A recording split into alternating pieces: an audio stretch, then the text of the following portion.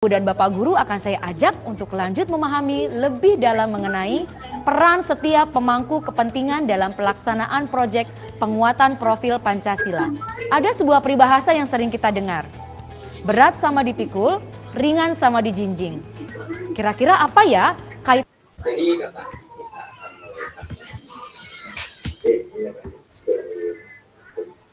kita akan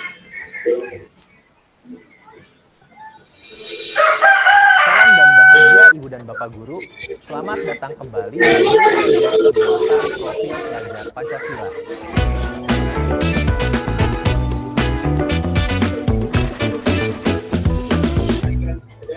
Kita akan membahas materi mengidentifikasi tahapan kesiapan agar satuan pendidikan dapat melakukan refleksi awal dan menentukan tahapan untuk menjalankan proyek ini. Ibu Bapak Guru, mengapa kita perlu melakukan refleksi awal untuk menentukan tahapan dalam menjalankan proyek ini? Karena setiap satuan pendidikan memiliki keunikannya masing-masing.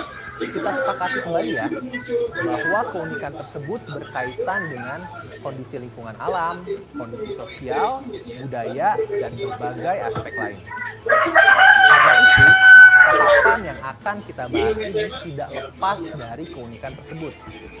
Tahapan ini dibuat bukan untuk mengotak-ngotakan satuan pendidikan, melainkan untuk mengidentifikasi tingkat kesiapan agar satuan pendidikan mampu menjalankan proyek secara tepat sesuai dengan kesiapannya. Apa saja ya yang harus kita perhatikan dalam tahapan menjalankan proyek? Mula-mula, mari kita perhatikan bersama bagian ini. Ini adalah bagian identifikasi kesiapan pendidikan. Pada tahap mana kesiapan kita? Apakah ada pada tahap awal, tahap berkembang, atau tahap lanjutan? Kita bahas satu persatu ya. Sebuah satuan pendidikan disebut berada pada tahap awal jika satuan pendidikan tersebut belum memiliki sistem dalam mempersiapkan dan melaksanakan pembelajaran berbasis proyek.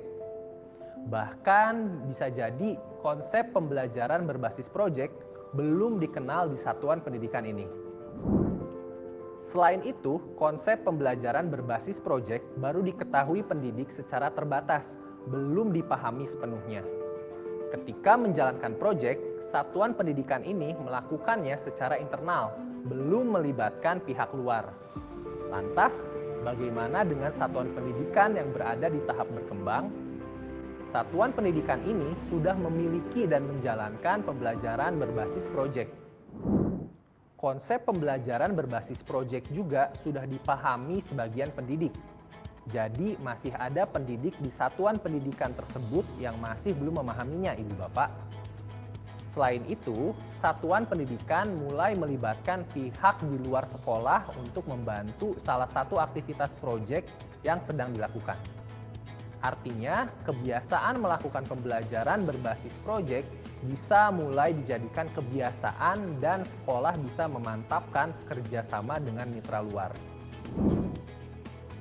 Ibu Bapak Guru, sekarang kita lihat satuan pendidikan yang berada pada tahap lanjutan. Pada satuan pendidikan dengan tahap ini, pembelajaran berbasis proyek sudah menjadi kebiasaan dan terlaksana secara baik.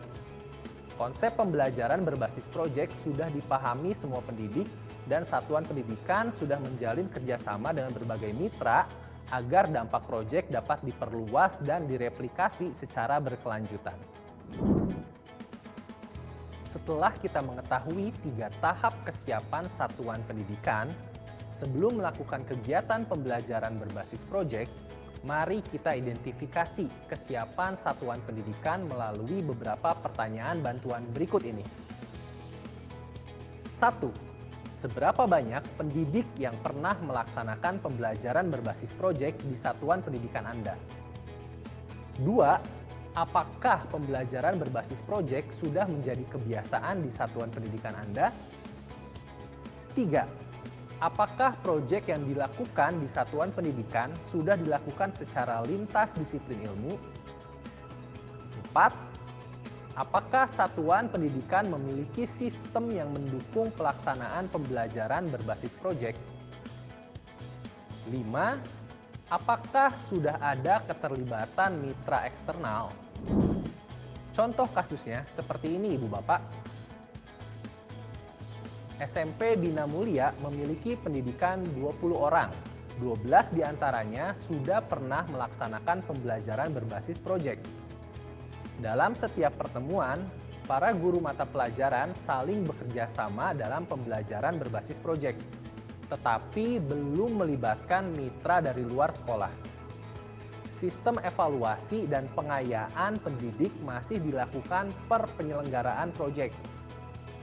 Dengan demikian, kita bisa menyimpulkan bahwa SMP Bina Mulia berada pada tahap berkembang.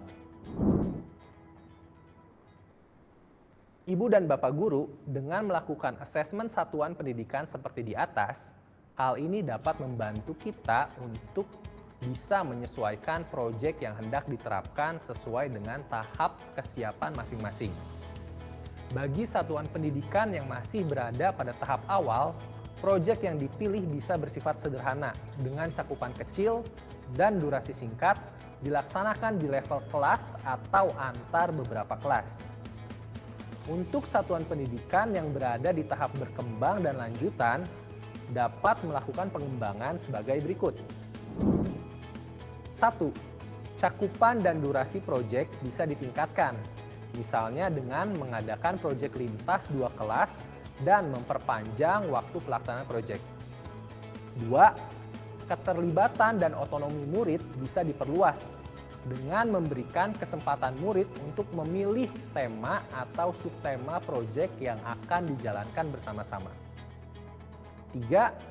Kerjasama dengan pihak di luar satuan pendidikan juga dijalankan sesuai dengan kesiapan masing-masing. Bisa dimulai dengan melibatkan lingkungan sekitar atau organisasi lain dengan jangkauan yang lebih luas. Setelah menyimak materi ini, apakah Ibu Bapak Guru sudah bisa mengidentifikasi tahapan kesiapan di satuan pendidikan Ibu Bapak? Tentu, untuk mendapatkan kesimpulan dan identifikasi yang tepat, Ibu Bapak Guru perlu melibatkan rekan guru dan kepala satuan pendidikan Ibu Bapak dalam proses ini. Selamat bekerja sama, semoga materi ini membantu Ibu Bapak Guru merancang pembelajaran berbasis proyek yang bermakna dan menyenangkan. Salam dan bahagia senantiasa.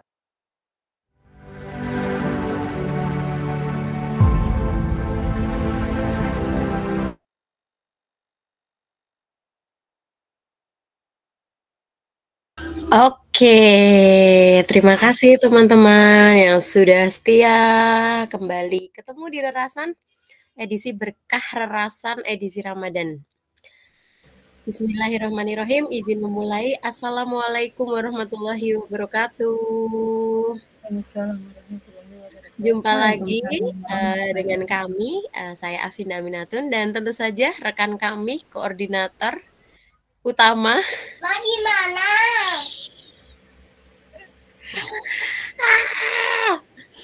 Maaf ya ngerepotin.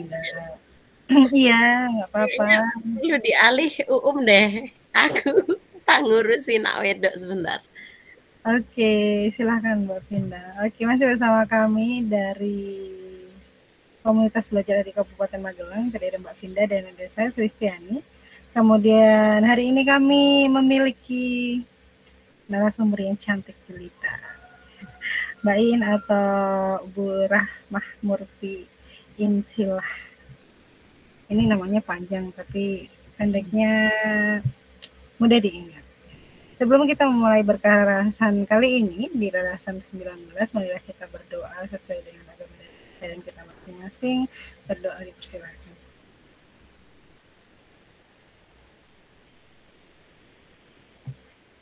Oke, terima kasih teman-teman yang sudah hadir. Boleh dibagikan juga kepada teman-teman lainnya karena kami bagikan link. Ya, ini terus terang saja kami terlambat membuat webinar ya. Nah, tadinya Iya, nggak terlambat. kita geser Jumat, ternyata terlambat. Ternyata ketika kita menggeser jadwal di PMM-nya dari Rabu ke Jumat sudah nggak bisa kalau diganti siang, tapi kalau malam bisa ya Mas? Masih bisa ya, karena Jadi untuk koordinasi kami malam hari. Iya. Karena sudah terbiasa ya rerasan malam hari, dan malam hari kita malah banyak pelanggan ini. Tapi karena memang kita edisinya adalah berkah Ramadan, kita laksanakan baik di siang ataupun malam hari nggak masalah. Oke, tentu saja teman-teman, bagi teman-teman yang ingin mengisi materi di rerasan sebagai narasumber, jangan lupa hubungi nomor di bawah ini. Oke, bisa menghubungi salah satu saya atau kami akan welcome, kami akan fasilitasi untuk menjadi narasumber. Baik Bapak Ibu, mari kita mulai dengan berdoa terlebih dahulu. Sudah berdoa Kak Vinda? Oh iya Bu. Oke deh kalau gitu. Baiklah Bapak Ibu, mari kita lanjutkan dengan menyapa narasumber tamu kita hari ini, yaitu Mbak Iin. Selamat siang Mbak Iin. Selamat siang Bu Vinda, Mbak Sulis, dan teman-teman. Oke, Mbak Iin ini bisa memperkenalkan diri supaya teman-teman rerasan hari ini kenal dengan Mbak Iin. Silahkan Mbak Iin.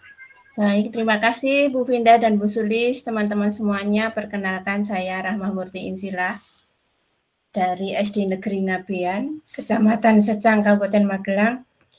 Saat ini saya bertugas menjadi PP di Angkatan 10 Guru Penggerak. Bagi teman-teman yang belum tergabung di PGP, Program Guru Penggerak, besok angkatan selanjutnya harus bergabung. Ya, demikian Bu Vinda perkenalan singkat padat saya.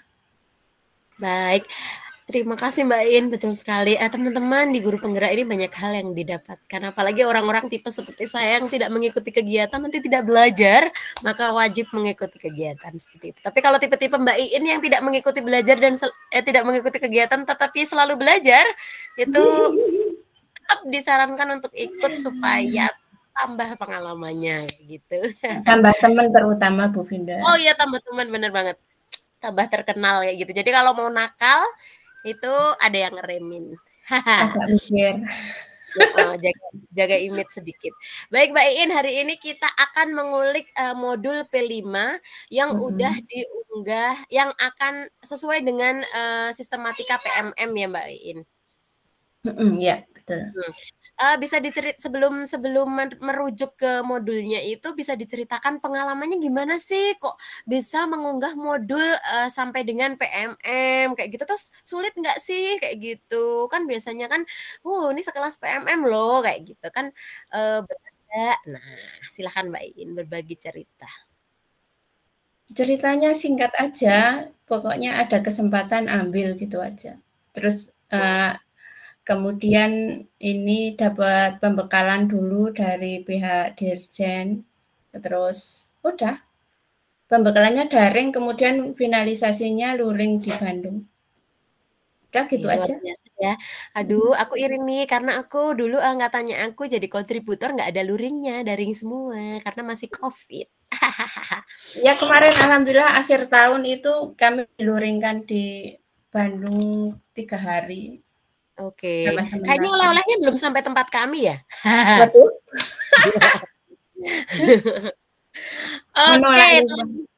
Oke, nanti kita sambil menunggu teman-teman setia rerasan, sahabat rerasan, baik yang selalu setia di malam hari dan siang hari, nanti akan berkumpul di room ini.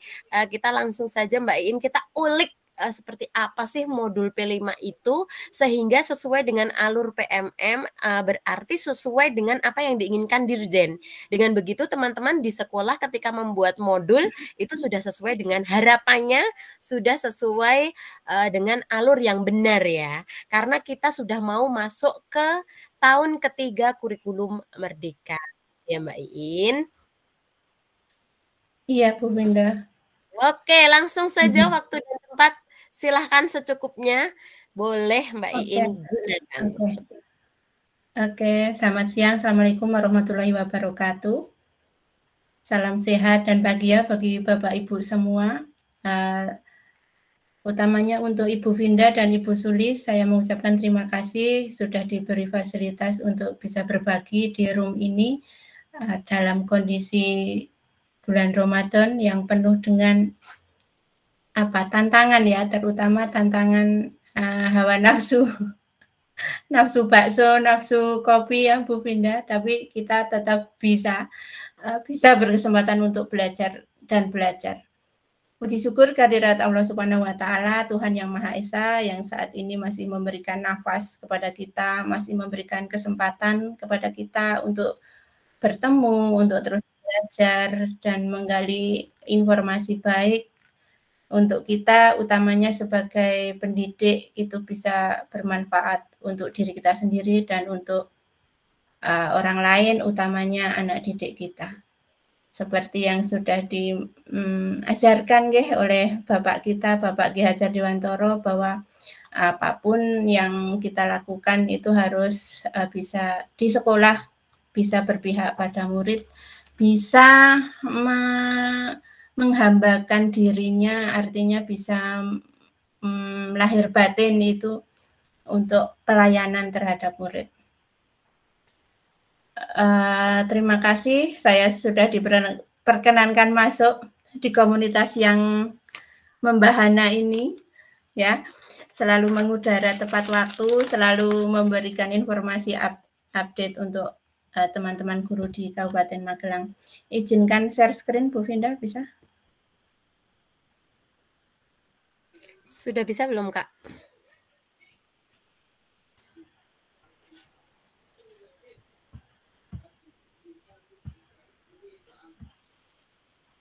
Bisa ya? Sudah bisa? Belum tuh? Oh, udah kelihatan. Ya, Oke, ini sip. perkenalan.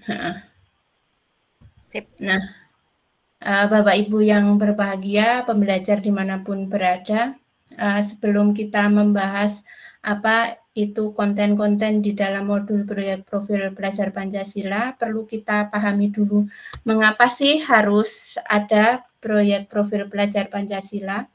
Bapak Ibu hebat, pernahkah Bapak Ibu mengalami ada siswa yang pintar banget, kemampuan akademisnya bagus, tapi dia kurang bisa peka, kurang bisa memahami kondisi di sekelilingnya, kemudian kurang bisa problem solving, ada masalah sedikit dia belum bisa mengatasi dirinya, bahkan bisa mengatasi masalah tersebut.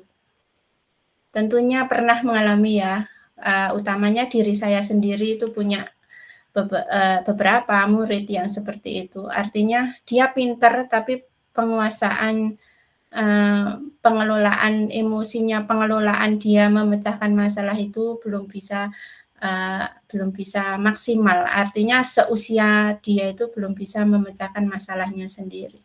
Nah, kenapa belum bisa memecahkan masalahnya sendiri, belum bisa menguasai dirinya, itu bisa ada beberapa sebab nih Bapak Ibu.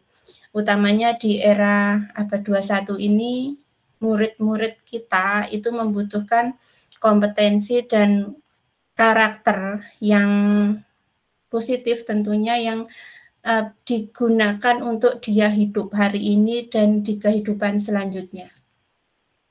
Dan keterampilan-keterampilan ini akan mendukung mereka dalam menghadapi setiap tantangan yang dia hadapi, utamanya di kehidupannya. Kalau di buku ya, misalnya buku matematika, kemudian pembelajarannya KPK, FPP, kemudian dia pandai mahir di situ. Tetapi ketika diaplikasikan di kehidupan sehari-hari, dia belum bisa. Seperti kita lah membuka SIM PKB itu kan ada 3 warna yang muyer-muyer itu ya. Tapi suatu saat kan ada yang 3 muyer itu bareng. Nah itu kan juga dari rumus KPK juga itu. Nah di kehidupan yang lain, misalnya di jalan ataupun dimanapun itu, apa yang terkait dengan pelajaran di sekolah itu kan anak-anak belum tentu bisa memahaminya.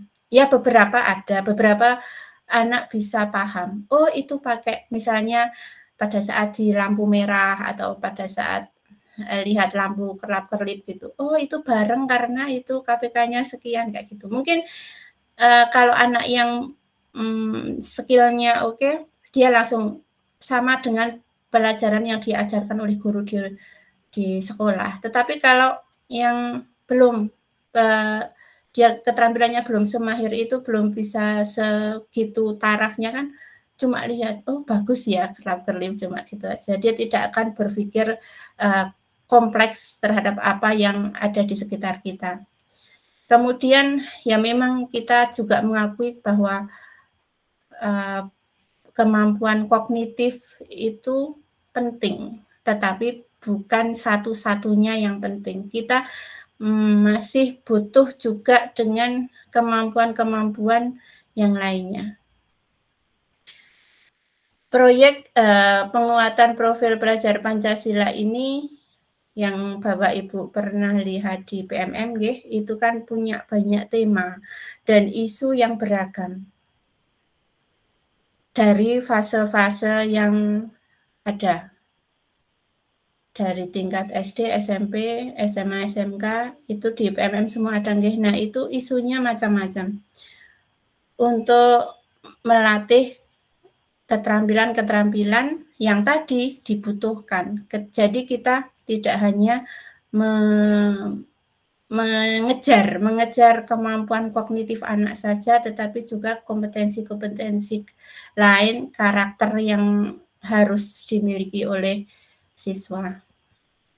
Nah, saya mengutip ini dari Gloria Steinem.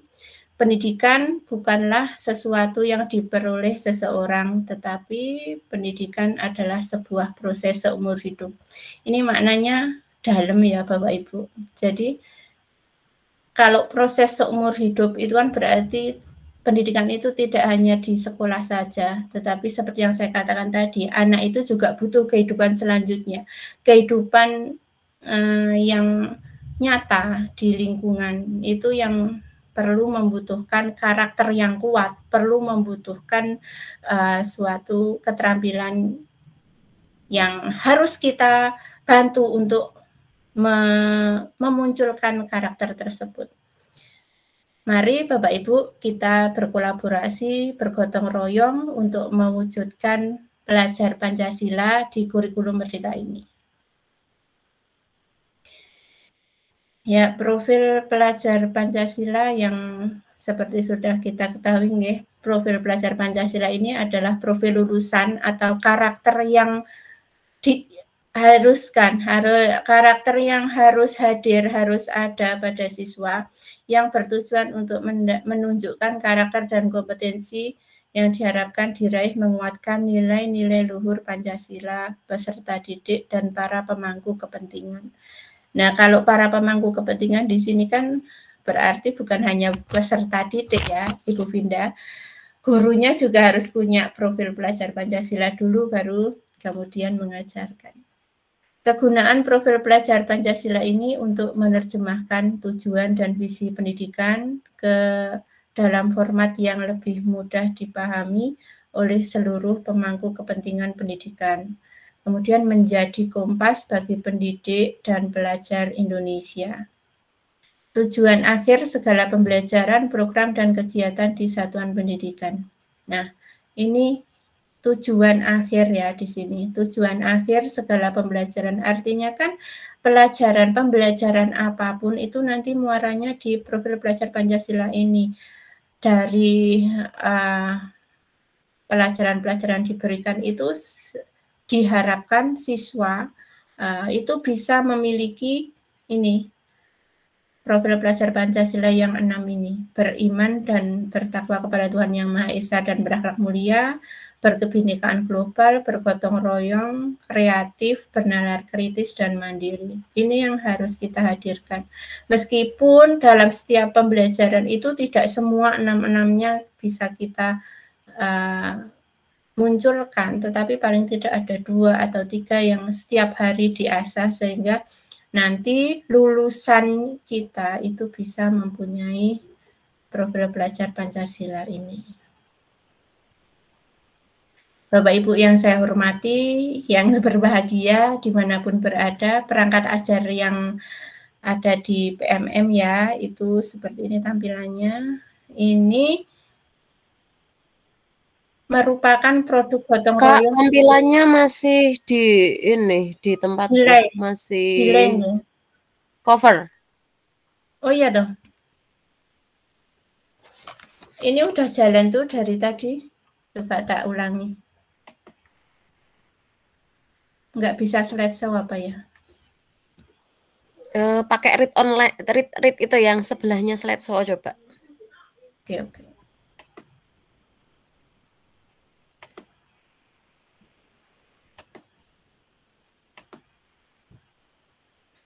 Kalau gini kelihatan? On process white. Oke, udah kelihatan. Terus itu pakai, kalau nggak slideshow pakai yang gambar kayak buku gitu nggak apa-apa. Ini aja lah ya. Gini Tapi aja. kurang besar nanti. Di reading view Mbak, sebelah Di kirinya slideshow itu. reading view itu lah yang sebelahnya. Bawah. Oh. Ada. Apa saya? Bawah kanan bawah. Yang deketnya slideshow. Ada gambar buku. Bawah yang dekat persentase persen-persen itu loh. Di mana? Kanan bawah Mbak Iin. Apa Mas? Iya. Ini? Sebelah kirinya. Nih? Yes. Pisang. Kena pisang apanya yang kena pisang? Kelihatan? Ya. Silakan dilanjut Mbak Iin. Oke. Ya, perangkat ajar itu yang ada di PMM itu kan produk gotong royong, artinya banyak kontributor termasuk Bu Finda, Bu Sulis itu kan juga kontributor PMM, kontributor perangkat ajar. Meskipun ini di sini tidak hanya perangkat ajar yang modul proyek aja, ada juga modul ajar berupa materi pelajaran ya. Nah, perangkat ajar ini dibuat dari guru untuk guru, kemudian digunakan oleh guru juga. Nah, kemudian komponennya bisa Bapak Ibu lihat di PMM. Nah, perangkat ajar itu tadi saya katakan ada modul ajar, modul proyek, bahan ajar, dan kita di sini fokus di modul proyek, yaitu dokumen yang berisi tujuan, langkah, media pembelajaran, dan asesmen yang dibutuhkan untuk melaksanakan suatu proyek penguatan profil belajar Pancasila. Perbedaannya dengan perangkat ajar yang lain apa? Nah, kalau modul ajar itu berupa sejumlah alat atau sarana media, metode, petunjuk, dan pedoman pembelajaran yang dirancang secara sistematis dan menarik. Sedangkan modul proyek dirancang dengan konsep pembelajaran berbasis proyek, yang mana di sini murid bisa mendapatkan kesempatan untuk belajar dari lingkungan sekitarnya sebagai proses penguatan karakter profil belajar Pancasila. Nah, inilah yang membedakan dengan modul ajar untuk mata pelajaran tertentu. Kemudian tujuannya kalau modul ajar ini mendukung capaian kompetensi dalam capaian pembelajaran dan profil belajar Pancasila pada setiap tahap perkembangan pada suatu mata pelajaran. Di setiap mata pelajaran itu kan juga mengupkan profil belajar Pancasila, nih. Namun tidak implementasinya tidak kuat di modul ya di proyeknya. Kalau di proyeknya ini menguatkan profil belajar Pancasila yang tadi sudah disampaikan di modul ajar itu. Nah, di kegiatan proyek ini karakter dari profil belajar Pancasila ini dikuatkan melalui tema-tema atau isu-isu yang strategis, isu-isu yang maksudnya yang update gitu. Kemudian acuannya kalau modul ajar, capaian pembelajaran pada fase yang sesuai yang dijabarkan dalam ATP. Kemudian kalau modul proyek itu acuannya dari profil pelajar Pancasila. Di sini ada dimensi, ada elemen dan subelemen. Nanti saya jelaskan ini dimensi, elemen, dan subelemen itu seperti apa. Kemudian kalau pengampu di modul ajar itu pengampunya wali kelas atau pendidik mata pelajaran tertentu. Kemudian kalau di modul proyek ini tim fasilitator proyek, yaitu di suatu sekolah ada tim P5 itu yang menggodok istilahnya. Nanti kalau di SD, kita di SD ya, mungkin ada yang di SMP agak berbeda. Kalau di SD itu ada fase ABC, nah tim fasilitator proyek inilah nanti yang mengatur kegiatan proyek di sekolah tersebut. Nah, Bapak Ibu, kita masuk ke bagian-bagian modul proyek profil pelajar Pancasila. Itu ada berupa informasi umum, ada 3 bagian ya. Informasi umum, komponen inti, dan lampiran. Kemudian untuk informasi umum ini berupa identitas penulis modul, kemudian sarana prasarana yang digunakan, kemudian target peserta didiknya itu sampai untuk apa, sampai bisa apa, mempunyai kemampuan apa, gitu tuh target. Kemudian relevansi tema dengan topik proyek untuk satuan pendidikan. Jadi tema ini relevan nggak kalau diterapkan di sekolah saya, relevannya apa dengan topik yang akan diangkat, seperti itu. Kemudian di komponen inti itu ada deskripsi singkat proyek, ada dimensi dan subelemen dari profil pelajar Pancasila. Dimensi dan subelemen dari profil pelajar Pancasila ini sudah disiapkan ya untuk kita dari kementerian, itu sudah ada. Seperti ini.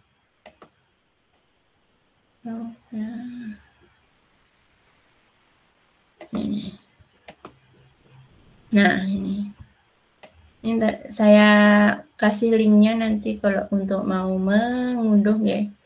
Jadi dimensi, elemen, dan subelemen profil pelajar Pancasila ini yang dijelaskan ada 37 halaman ini, nanti kita ambil di sini Bapak Ibu. Yang bagian ini. Nah, kita di modul itu mengambil profil pelajar Pancasila yang mana?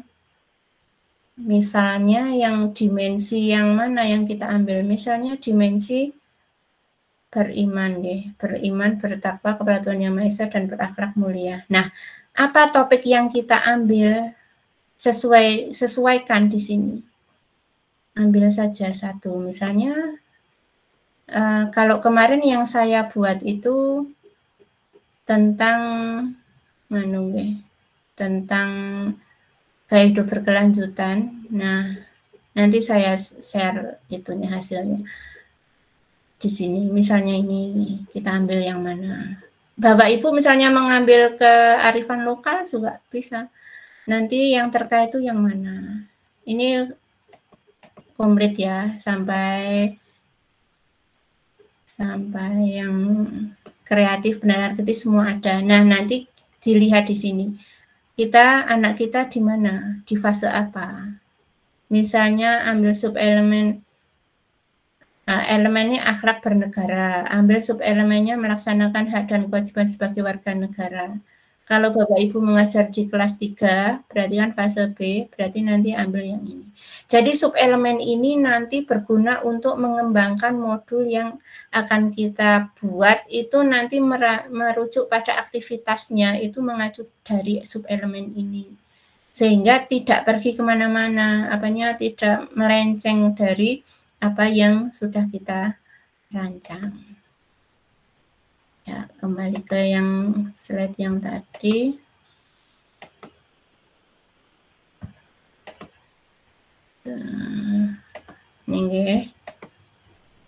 Ini dimensi subelemen dari profil pelajar Pancasila tadi.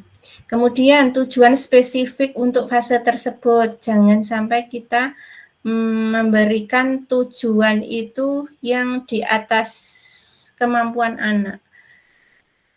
Kalau anak kelas 1 misalnya diberikan tujuan, ya jangan yang muluk-muluk, yang sederhana saja. Misalnya gaya hidup berkelanjutan ya, misalnya bisa cuci tangan dengan bisa menghemat air saat cuci tangan, kayak gitu-gitu saja. Jadi tidak harus yang mahir, maksudnya dengan kemampuan yang tinggi, itu enggak, dari yang sederhana saja. Nanti kita akan menanamkan karakter tersebut. Kemudian komponen inti yang keempat adalah alur kegiatan. Alur kegiatan ini terdiri dari 5 tahap. Tahap pengenalan, tahap kontekstual, tahap aksi, tahap refleksi, dan tahap tindak lanjut. Nah, nanti kita lihat isinya apa pengenalan itu. Kemudian inti yang kelima adalah asesmen. Kemudian ada pertanyaan pemantik, ada pengayaan dan remedial. Loh, kok ada pengayaan? Ya ada, kan kita juga ada asesmen di sini. Dan jangan bayangkan asesmennya itu seperti ulangan harian. Asesmennya yang ini saja, realistis saja. Misalnya tadi, misalnya yang hemat air tadi ya. Anak bisa mematikan keran setelah cuci tangan. Itu bisa dimasukkan. Sederhana saja. Kalau sudah bisa berarti kan bisa. Tidak perlu ikut remedial. Nah, misalnya belum bisa, berarti nanti kita siapkan remedial yang kegiatan yang lain yang senada dengan yang pertama tadi. Kegiatan yang awal. Kemudian yang terakhir itu ada refleksi.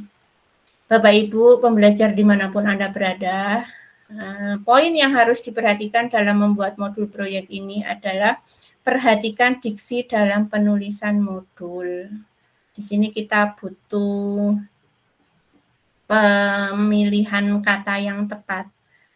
Untuk anak SD kelas 2, kelas fase A dengan fase B dengan fase C tentunya kan berbeda.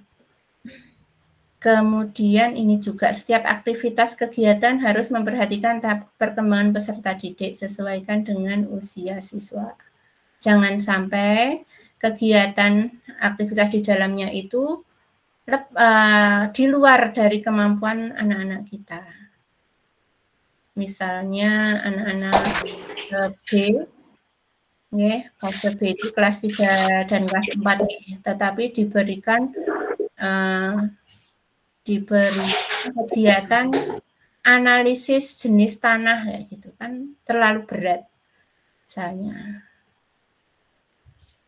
Kemudian komponen pendukung yang dipakai hendaknya yang mudah disiapkan, atau guru menyiapkan alternatif jika komponen utama tidak bisa disajikan. Ini misalnya di sini YouTube, misalnya di modul itu tertulis siswa menyaksikan video dari YouTube misalnya.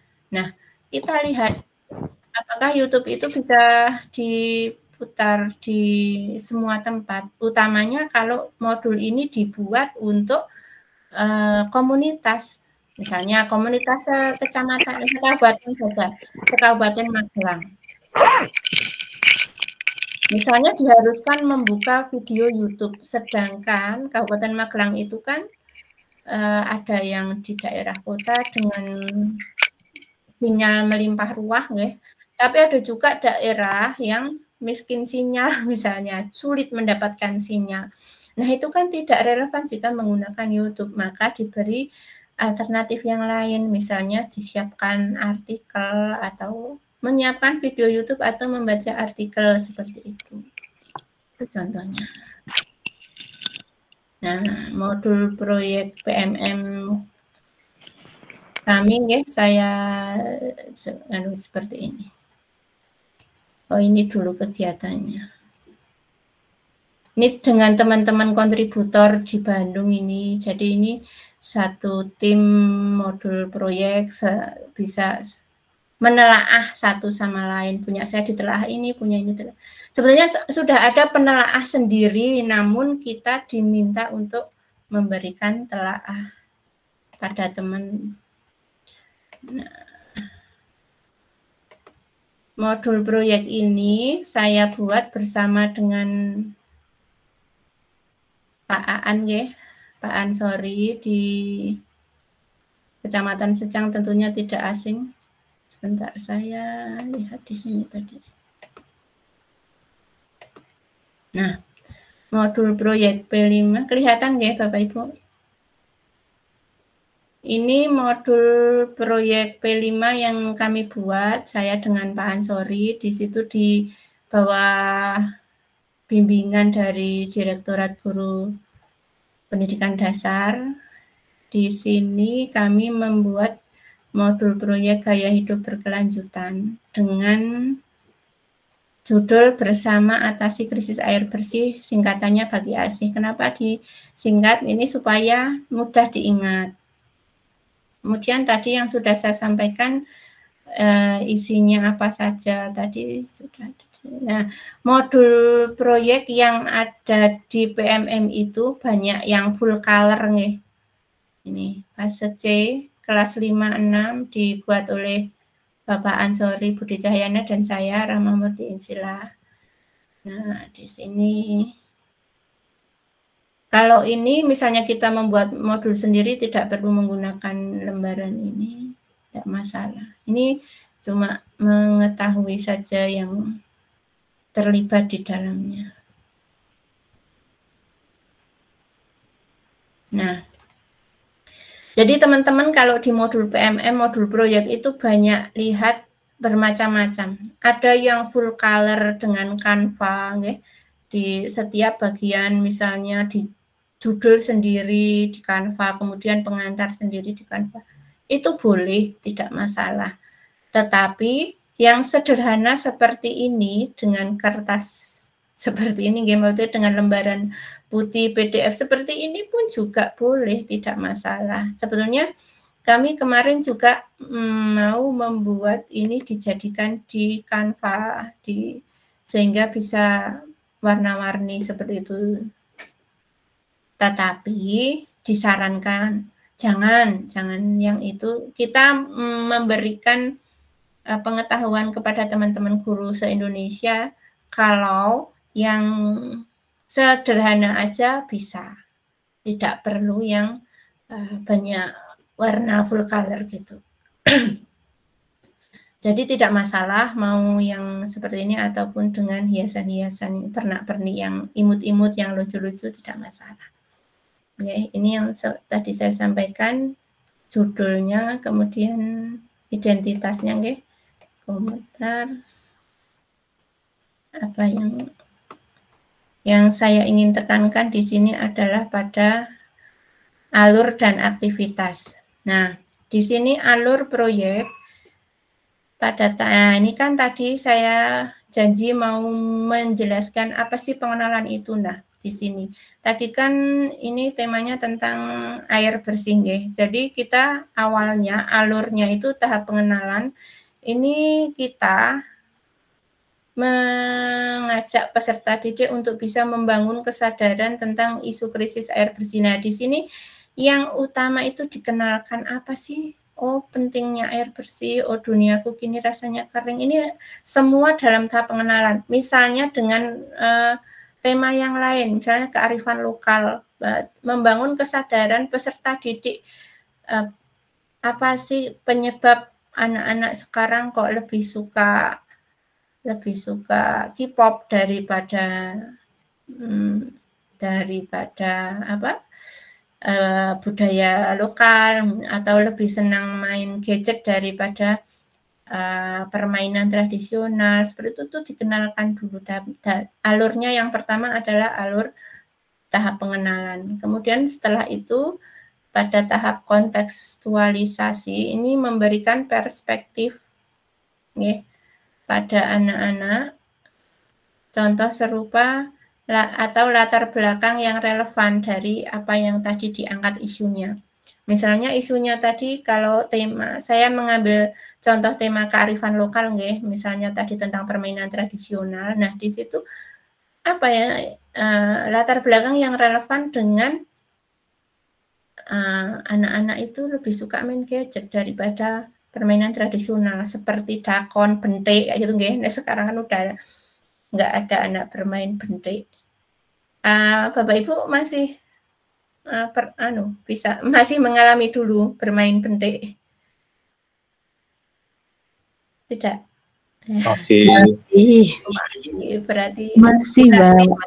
Oke. Kalau anak sekarang kan sudah nggak ada. Nah, itu tuh di sini dikontekstualisasi. Jadi kebiasaan-kebiasaan yang yang sekarang marak itu kita angkat. Oh, ini loh kita kenal. Setelah tadi dikenalkan terus diberikan perspektif atau diberikan gambaran yang relevan dengan kehidupan anak tersebut, terutama dalam bermain. Kemudian selanjutnya tahap aksi ini merumuskan tindakan nyata. Misalnya ini identifikasi masalah. Contohnya ya, identifikasi masalah kenapa anak kok tidak suka bermain tradisional. Kenapa? Terus nanti diajak mencari solusi. Kemudian diajak merancang aksinya mau apa. Kemudian implementasinya apa. Nah, di sini pada tahap aksi mencari solusi ini kita sebagai guru tidak langsung mengarahkan. Jadi supaya anak-anak itu tadi seperti yang saya katakan, supaya anak-anak itu punya bekal karakter, punya bekal kemampuan atau kompetensi ABA 21 itu di sini di tahap aksi ini. Kemudian tahap refleksi ini mengevaluasi kegiatan yang sudah dilaksanakan. Kemudian tindak lanjutnya setelah di sekolah itu dilaksanakan proyek, tindak lanjutnya apa yang ingin kita harapkan dari anak itu di kehidupannya di rumah misalnya. Nah, ini yang alur ini nanti kita lihat di aktivitas harus nyambung. Sebentar. Dari atas. Nah, ini dimensi yang tadi saya sampaikan ini. Misalnya saya mengambil dimensi beriman dan bertakwa. Kemudian elemennya tadi di tabel tadi nggih. Nah, sub elemennya juga ada di tabel tadi. Nah, kemudian kalau target pencapaiannya ini juga ada. Nah, terus ini dikaitkan aktivitas mana yang sesuai dengan dimensi elemen subelemen ini kita tampilkan dalam aktivitas ini. Aktivitas 1, 2, 4, 10 ini diambil dari mana? Dari aktivitas. Bentar. Nah, ini aktivitasnya. Aktivitas ini berasal dari alur yang sudah kita buat di atas. Misalnya ini kan bersama atasi krisis air bersih ya tadi judulnya. Kita pada saat di alur di tahap pengenalan itu mengambil aktivitas pentingnya air bersih. Nah, penjelasannya peserta didik menggambar satu aktivitas manusia yang memerlukan air bersih. Peserta didik dapat menghasilkan satu karya seni rupa aktivitas manusia yang membutuhkan air bersih. Nah, ini satu hari saja, maksudnya 4 JP. Kalau misalnya tidak dengan sistem blok, itu kan misalnya satu hari di hari Selasa atau di hari Rabu. Ini kalau tidak dengan sistem blok loh ya. Kalau dengan sistem blok, ini aktivitas satu hari itu berapa JP. Nah, nanti bisa dikaitkan dengan aktivitas selanjutnya. Nah, jadi intinya adalah aktivitas dari proyek ini mengacu pada alur yang sudah kita buat. Kemudian aktivitas-aktivitas ini tidak boleh lepas dari dimensi elemen dan subelemen yang kita sudah tentukan tadi. Nah, di sini. Nah, Ini ada bernalar kritis. Oh, ada di aktivitas 2. Kreatifnya, oh ada di aktivitas 1, 5, 7. Jadi satu aktivitas itu bisa mengandung 3 dimensi. Contohnya ini aktivitas 1 itu mengandung 3 dimensi. Dimensi beriman, dimensi bernalar kritis. Oh maaf, bernalar kritis enggak nih.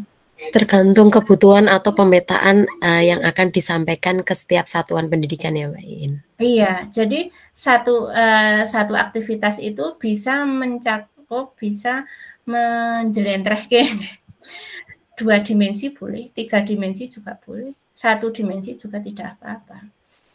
Jadi disesuaikan sesuai dengan kebutuhan tadi. Nah, ini aktivitasnya. Tadi kan saya mengambil ada di alur tadi ada berapa aktivitas? Ada 15 nggih kalau tidak salah. Nah, maka di sini harus ada 15 aktivitas yang disampaikan. Nah, kan ada 15 aktivitas. Ini satu semester 112 JP, sehingga pembagiannya bisa disesuaikan dengan satuan pendidikan masing-masing, mau sistem blok atau tidak. Sistem blok aja bisa mingguan, bisa di akhir semester juga bisa nggih, 1 bulan bisa, iya. Ya.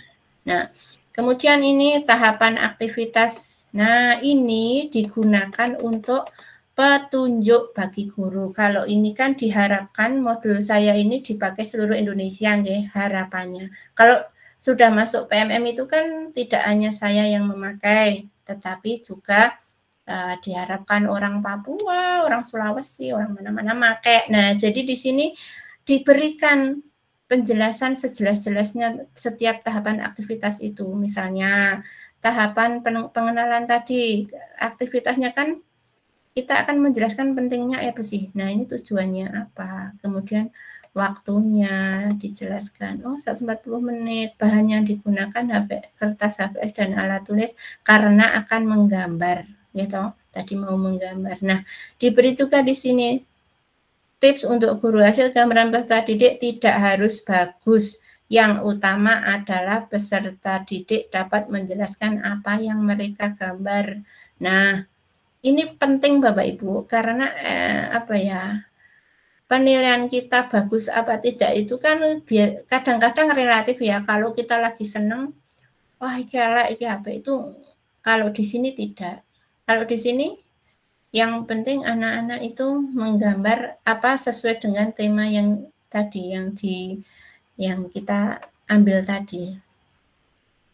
Apa sih kegiatan yang membutuhkan air? Nah, kan banyak. Misalnya orang sedang mencuci, dia menggambar orang mencuci tapi tidak seperti gambar orang mencuci kan yang bisa kan? Nah, tidak gambarnya tidak realistis, tidak seperti gambar orang mencuci, tapi maknanya orang mencuci kan bisa saja. Yang penting gambar itu di mata anak itu punya makna dan dia bisa menjelaskan. Itu akan melatih karakter anak bahwa dia memang dia punya punya karakter ini, kreativitas saya ini level saya seperti itu tuh anak bisa menjelaskan. Kemudian ini aktivitas 2. Ini penting ini tujuan.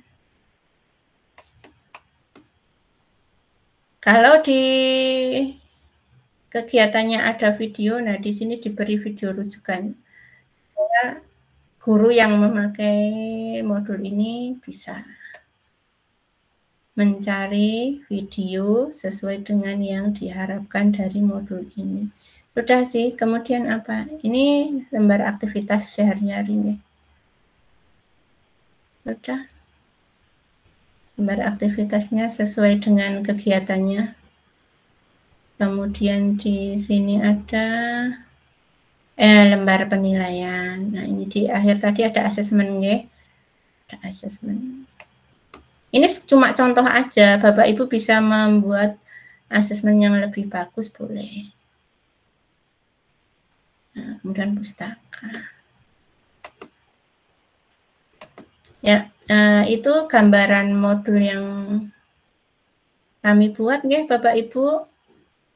Bagian-bagiannya, kemudian apa yang harus ditulis di situ, hubungannya, relevansinya dengan misalnya alur dengan aktivitas tadi semua sudah saya jelaskan. Monggo selanjutnya Ibu Finda atau Bu Sulis silakan. Oke, luar biasa sekali. Tadi ada yang sempat raise hand ya kalau tidak salah. Oh, apakah sudah turun hand lagi?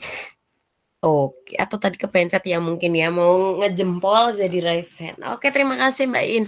Ternyata apa yang diinginkan dari komponen modul proyek sejauh ini dari profil murid, kemudian tujuan, aktivitas, asesmen, setelah dijabarkan bisa jadi sepanjang itu. Tenang saja nanti untuk template-nya atau bahkan bukti modulnya tadi yang judulnya apa, air bersih, Bu In? Bersama atasi krisis air bersih. Krisis air. Nah, itu krisis air bersih nanti juga akan kita munculkan di site Sererasan. Boleh kan Bu Iin? Boleh, silakan. Nah, seperti itu. Baik Bapak Ibu, kita masuk ke sesi tanya jawab. Silakan Bapak Ibu yang mau bertanya, mumpung ada ahlinya ini, dipersilahkan, bukan ahlinya, sudah belajar terlebih dahulu sampai dipanggil ke Bandung loh, seperti itu. Jadi ketika nanti Bapak Ibu juga ingin mengunggah modulnya, ingin berbagi, itu sudah menggunakan alur yang benar sesuai dengan apa yang diinginkan oleh dirjen kita, seperti itu. Oke, silakan Bapak Ibu semua sahabat Rerasan boleh dong tanya walaupun sekarang suasananya masih di bulan Ramadan. Kami juga minta maaf karena edisi Ramadan ini Rerasan hadir terlambat, ini perdana satu minggu terlambat, tapi tidak masalah. Insya Allah Rabu depan kita akan berjumpa kembali. Kita lihat nanti bisa siang juga bisa malam, tergantung narasumber tamunya siap siang atau malam, kayak gitu. Oke, silahkan Bapak Ibu yang mau bertanya. Kalau nggak ada, di sini aku akan memanggil Uum kembali. Uum, bagaimana perbandingan antara modul ajar ya, modul P5, ini kan yang karena Mbak Iin ini kan kita mainnya di apa namanya, SD SMP ya, nah kayak gitu. Nah kalau di TK itu modul P5-nya seperti apa sih? Oke, baik. Terima kasih banyak Mbak Vinda. Kalau di TK seperti apa gitu ya. Sebenarnya secara konten isi itu mirip. Ya, harus ada apa saja gitu ada. Sama persis. Tapi isinya aja yang berbeda karena untuk apa ya?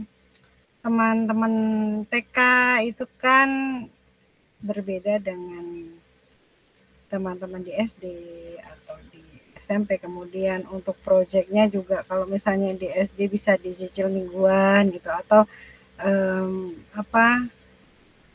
setiap diecer gitu. Kalau TK enggak, karena pembiasaan itu biasanya kita lakukan blocking, sistem blocking. Dan kemudian perbedaan yang lainnya juga pelaksanaannya. Kalau di SD, SMP, SMA itu kokurikuler ya. Tetapi kalau di TK itu menggunakan jam intrakurikuler. Jadi perbedaan yang utama di situ. Kalau selebihnya sama, secara modul juga kita juga bisa kok mengadopsi punya Mbak Iin atau punya teman-teman kakak-kakak SD selama itu masih masuk di dalam tema-tema yang disediakan untuk PAUD gitu. Tema di PAUD hanya ada 4. Kalau di SD kan sudah lebih dari gitu. Oke, berarti masih ada kesinambungan ya Kak, seperti itu kesimpulannya. Oke, teman-teman, ini ada yang mau tanya nggak? Kok adem ayam ya ini? Semoga tidak ditinggal masuk teman-teman ini. Karena kita kan rasanya siang kayak gitu ya, apalagi siang menjelang sore seperti ini ya, seperti itu. Baik, kalau tidak ada pertanyaan mungkin kita anggap sudah jelas ya, seperti itu.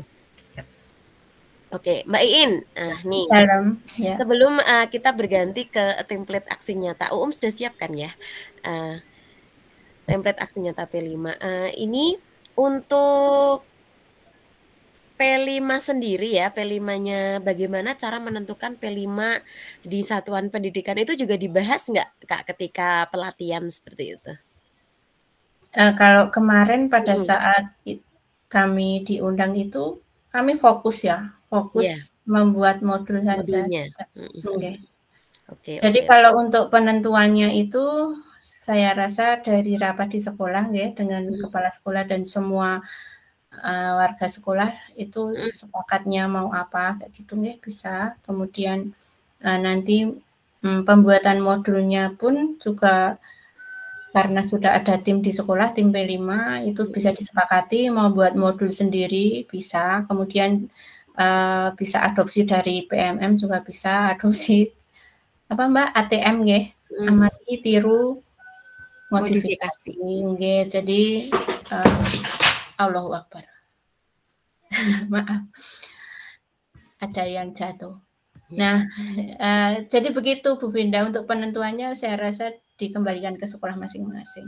Kemudian untuk Bapak Ibu yang tadi menginginkan modul kami untuk bisa menjadi acuan pembuatan ataupun untuk mau dipakai juga boleh, nanti tinggal ikuti langkah-langkahnya saja juga boleh. Linknya sudah saya sampaikan ke Bu Finda, nanti bisa di-share Bu Finda. Kemudian dimensinya juga sudah saya share linknya. Jadi nanti udah tinggal utak gitu aja. Oh ini masuknya ini, oh ini masuknya ini, kayak gitu. Iya, benar banget. Kami sudah mendapatkan materi dari narasumber cantik kita hari ini, Mbak Iin. Cailih, kayak gitu. Karena kami memang prinsipnya berbagi seperti itu, jadi seperti biasa nanti semuanya bisa diakses di site baik itu materi. Kemudian kalau untuk daftar hadir nanti akan kita share biasanya setengah jam menjelang akhir acara, kemudian diunduhnya adalah 2 hari setelah acara. Nah, berikut kami sampaikan secara ringkasnya ya, apa yang sudah disampaikan oleh Mbak Iin tadi, bahwa komponen modul ajar pada prinsipnya seperti yang Bapak Ibu lakukan. Yang pertama adalah ada profil murid ya. Profil tadi sudah dibahas, ada tema, topik, atau judul modul. Itu saya cuma menekankan kembali, menguatkan kembali apa yang disampaikan Mbak Iin, fase dan durasi kegiatan. Kemudian tujuannya ada pemetaan, kemudian ada rubrik, bahkan tadi Mbak Iin sudah menjelaskan bahwa apa yang akan diambil, dimensi apa yang dibutuhkan di sekolah, seperti dimensi apa yang ditentukan oleh tim fasilitator proyek. Kemudian aktivitasnya berupa alur. Ada berapa aktivitas? Nah, itu dijabarkan. Tadi sudah ada contohnya dari Mbak Iin. Kemudian terakhir ada asesmen. Oke, begitu. Adapun komponen pendukungnya ada deskripsi singkat proyek, kemudian ada pertanyaan pemantik. Itu kalau tadi kita mengikuti alur yang sudah disampaikan Mbak Iin, itu otomatis akan masuk, termasuk sampai dengan referensi. Begitu Bapak Ibu. Kemudian ketika kita memasuki, ini kan banyak sekolah yang sudah masuk di hampir besok di 2024, 2025 ya, 2024, 2025 itu sudah masuk ke tahun ketiga kurikulum merdeka. Pastikan ketika Bapak Ibu melakukan EDS, evaluasi diri sekolah, atau kemudian dilanjut dengan PBD, beberapa waktu yang lalu kita juga sudah pernah membahas tentang PBD, itu jangan lupa memasukkan analisis, mereview kembali, itu kita itu satuan pendidikannya sudah masuk ke tahap mana? Apakah tahap awal, tahap berkembang, atau tahap lanjutan? Saya kira kalau sudah masuk di tahun ketiga, biasanya kalau tidak minimal itu sudah masuk ke tahap berkembang.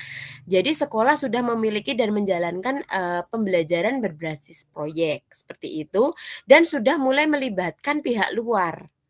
Kemudian banyak Bapak Ibu guru PTK, tim fasilitator proyek yang kalau SD itu terdiri dari wali kelas seperti itu, dan guru mapel itu sudah paham apa yang harus dilakukan ketika mau merencanakan modul proyek, kemudian saat melaksanakannya, dan yang terakhir adalah saat melakukan refleksi seperti itu.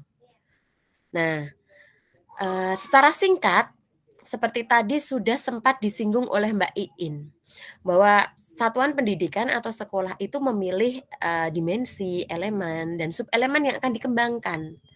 Nah, itu caranya adalah tentukan tema. Mau tema apa sih? Bagaimana cara menentukan temanya? Lihat rapot pendidikannya. Rapot pendidikannya rekomendasinya seperti apa? Kemudian profil pelajar Pancasila yang bagaimana yang mau diambil. Nah, ini merupakan salah satu asesmen diagnosis yang perlu dilakukan di setiap satuan pendidikan di tahun ajaran seperti itu. Bagaimana kalau di pertengahan itu ada sesuatu yang harus merubah seperti itu? Bisa jadi. Tetapi umumnya ketika sudah direncanakan di awal tahun ajaran setelah melakukan EDS, evaluasi diri sekolah dan PBD, ketika merancang KUSP, kan di dalam KUSP itu juga ada modul proyek, itu sudah ditentukan temanya mau apa. Kemudian tim fasilitator proyeknya siapa saja, begitu Bapak Ibu. Nah terakhir adalah panduan kompletannya itu tetap kita merujuk dari kementerian, yaitu proyek panduan pengembangan proyek penguatan profil pelajar Pancasila. Nah, yang seperti ini bentuknya Bapak Ibu. Nah, ini sering-sering dibuka, kalau lebih baik kalau yang suka cetakannya diore-ore itu silahkan gitu. Karena di situ sudah komplit, termasuk sampai dengan alur asesmennya. Begitu Bapak Ibu, sahabat Rerasan yang kami banggakan. Oke, sampai di sini nih. Sebelum kita masuk ke template aksi nyata modul proyek profil pelajar Pancasila bersama dengan Mumpung ada Mbak Iin yang cantik dan jelita. Siapa yang mau bertanya atau menanggapi atau malah mungkin berbagi pengalaman dalam membuat modul P5 ini gitu. Atau jangan-jangan ini malah pada tertidur ini? Sudah jelas semua. Alhamdulillahirabbil alamin. Ya karena Rerasan yang 2 minggu lalu kita juga membahas modul proyek tetapi menggunakan AI. Kalau sekarang kita benar-benar modul proyek yang sesuai dengan alur PMM. Nah, ini kita bisa kolaborasikan dengan AI itu seperti itu. Oke deh. Terima kasih banyak kami ucapkan kepada Mbak Iin. Nanti kita sambung lagi setelah template aksi nyata dengan ya, kayak gitu. Oke, terima kasih juga Bu Finda. Terima kasih Bapak Ibu semua. Mohon maaf kalau ada yang kurang yang saya sampaikan tadi. Assalamualaikum warahmatullahi wabarakatuh. Waalaikumsalam warahmatullahi wabarakatuh. Tidak ada yang kurang Mbak Iin. Sudah banyak surplusnya, susuknya. Nah, seperti itu. Nah, oke sekarang kita mau bahas ulik-ulik template aksi nyata. Seperti kata Mbak Iin tadi bahwa modul proyek itu nggak perlu dibuat yang serumit seindah yang harus menggunakan Canva. Wah, itu seperti mahdopnya Rerasan ya Mbak. Kita tidak pernah membagikan template aksi nyata yang rumit ya seperti itu. Betul Bapak Ibu. Nah, mohon izin untuk berbagi layar.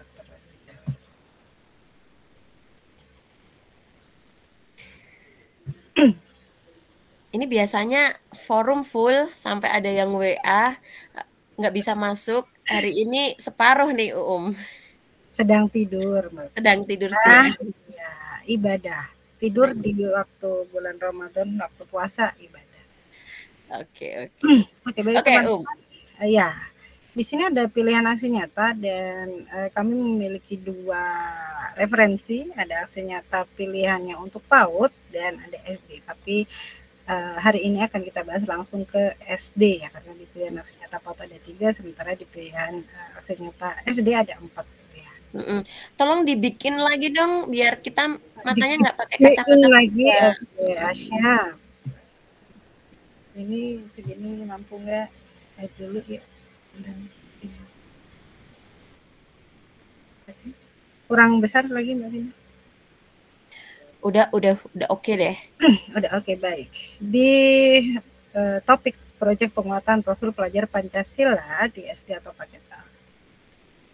Ada 7 modul, teman-teman. Modul pertama ada proyek dan profil pelajar Pancasila, kemudian ada yang kedua tema proyek SD, kemudian yang ketiga merancang proyek penguatan profil Pancasila yang tadi sudah dijelaskan panjang kali lebar luas.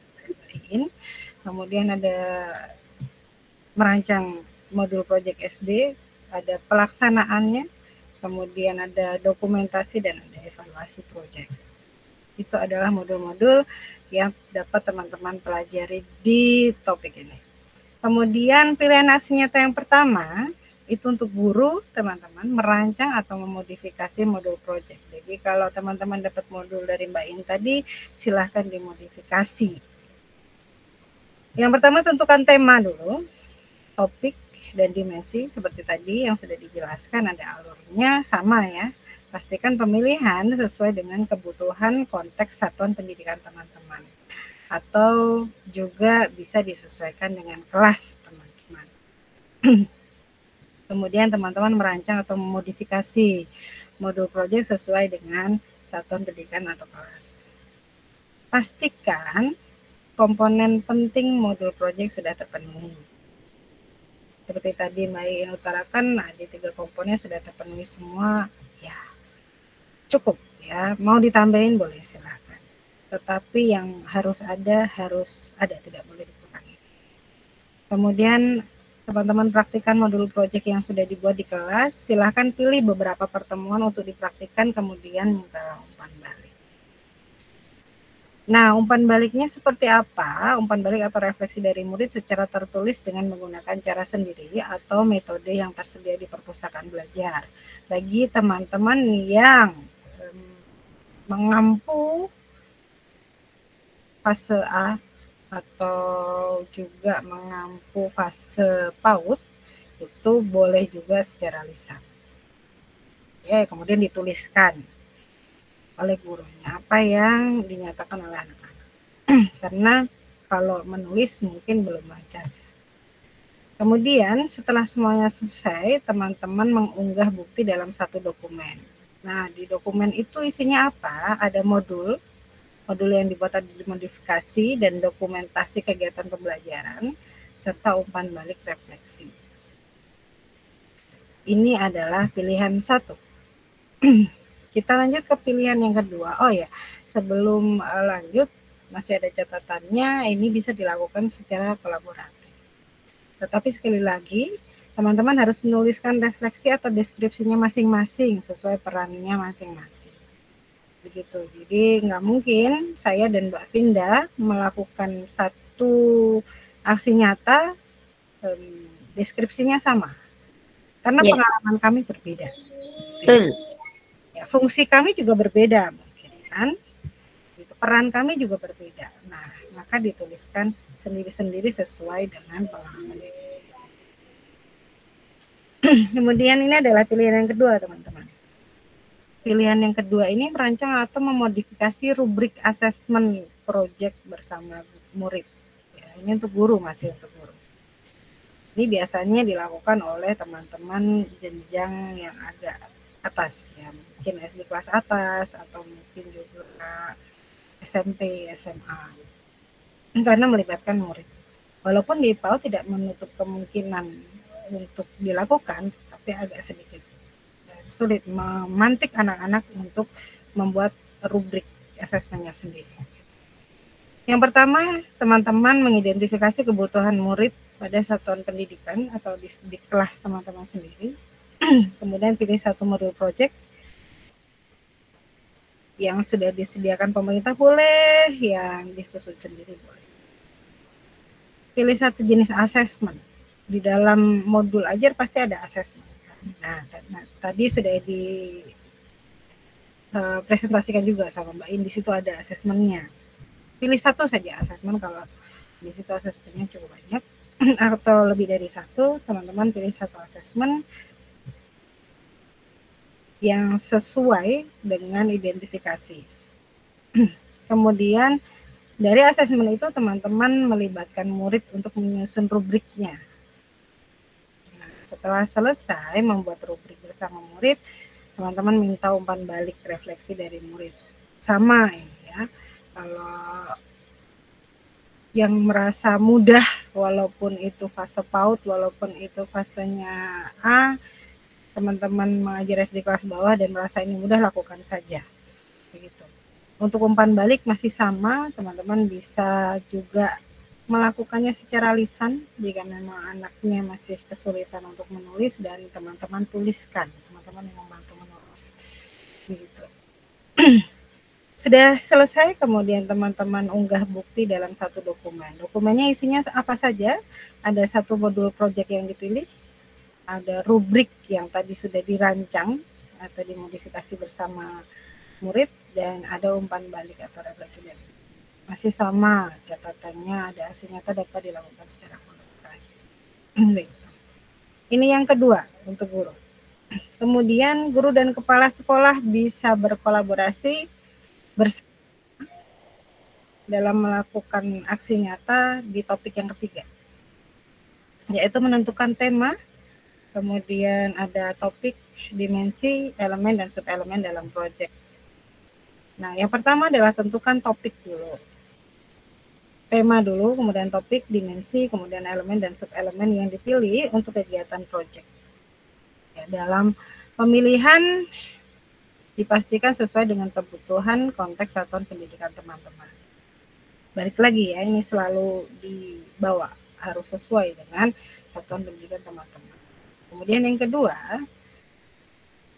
libatkan guru dan murid saat menentukan tema, topik, dimensi, dan elemen, serta subelemen.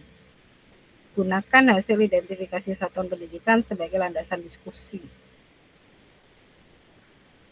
Kegiatan yang ketiga, teman-teman meminta umpan balik atau refleksi dari murid dan rekan guru, karena tadi dilakukan bersama murid dan rekan guru. Kalau yang kedua tadi adalah umpan baliknya dari murid, yang ketiga ini dari guru dan murid. Kemudian teman-teman unggah bukti dalam satu dokumen. Yang harus ada adalah hasil asesmen diagnostik kebutuhan murid dan satuan pendidikan. Kemudian ada hasil diskusi penentuan tema, topik, dimensi, elemen, dan subelemen profil Pancasila. Dan yang terakhir adalah umpan balik dari murid atau rekan guru. Nah, di sini bisa dilakukan secara kolaborasi. Seperti biasa harus dituliskan sendiri-sendiri. Kenapa? Mungkin ya kepala sekolahnya adalah pemimpin diskusi di situ. Sementara gurunya ada yang jadi notulis misalnya, atau ada juga yang bahkan menjadi narasumber utamanya, ya koordinatornya dan sebagainya. Jadi peran yang berbeda-beda ini membuat teman-teman harus menuliskan segala sesuatu sendiri walaupun sesinya sama atau aksi nyatanya dilakukan bersama. Dan yang terakhir, ini untuk kepala sekolah saja, yaitu menentukan tim fasilitasi proyek, alokasi waktu, dan tahapan kesiapan satuan pendidikan. Ini khusus untuk kepala sekolah. Silahkan Bapak Ibu Kepala Sekolah membuat forum diskusi dengan guru. Kemudian bersama dengan guru membentuk tim fasilitator proyek. Dalam forum diskusi, lakukan identifikasi kebutuhan satuan pendidikan untuk menentukan alokasi waktu proyek dan tahapan kesiapan satuan pendidikan. Seperti tadi sudah dinyatakan ya. Kemudian minta umpan balik atau refleksi dari guru secara tertulis. Nah, kalau ini harus tertulis karena ini dari guru ya. Menggunakan cara sendiri atau metodenya tersedia di perpustakaan belajar. Nanti teman-teman ketika mengakses materi ini, perpustakaan belajar ini bisa diklik ya, warnanya biru. Nanti akan ada banyak tipe-tipe atau model atau metode dari refleksi di dalam perpustakaan belajar yang dapat teman-teman gunakan. Kemudian yang terakhir, setelah selesai, unggah bukti dalam satu dokumen yang berisi hasil diskusi, penentuan tim fasilitator proyek, kemudian alokasi waktu dan tahapan kesiapan satuan pendidikan, serta umpan balik atau refleksi guru. Aksi nyata dapat dilakukan secara kolaborasi.